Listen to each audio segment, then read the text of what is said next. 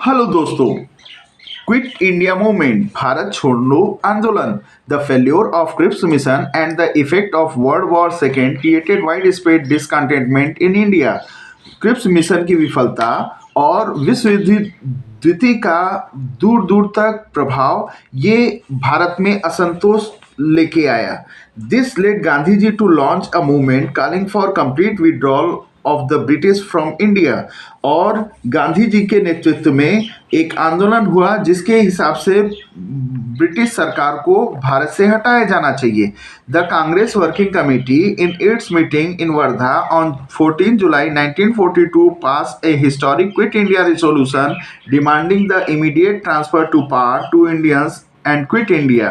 तो वर्धा में 1942 में 14 जुलाई को कांग्रेस कमेटी ने एक ऐतिहासिक भारत छोड़ो आंदोलन के लिए एक प्रस्ताव पारित किया और इसमें ये दिखाया गया कि आपको तत्काल ब्रिटिश को ये भारत छोड़ देना चाहिए और जो शक्तियां हैं वो भारतीयों को वापस कर देनी चाहिए। On 8 August 1942 in Bombay, All India Congress Committee endorsed the resolution which called for a non-violent mass struggle on the widest possible scale throughout the country।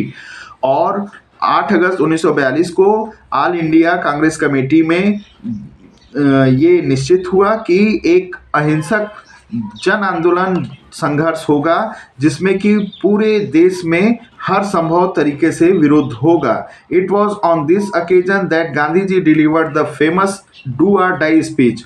और इसी में उन्होंने करो या मरो का नारा दिया। The call for quit India almost brought the state machinery to a standstill in large parts of the country as people voluntarily threw themselves into the thick of the movement।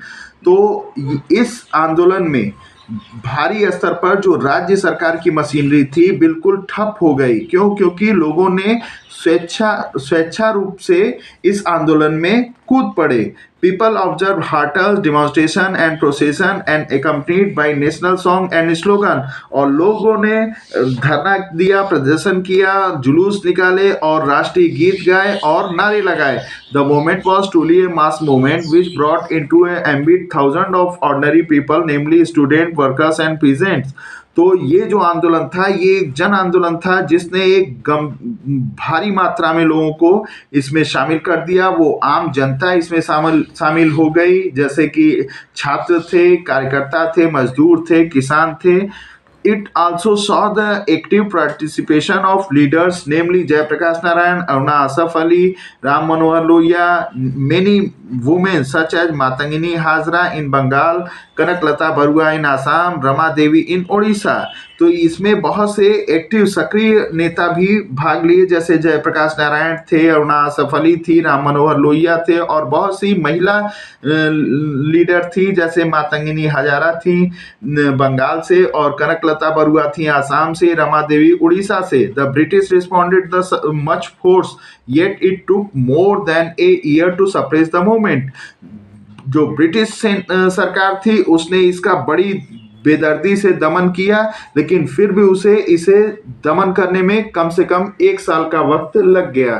Thank you for next topic.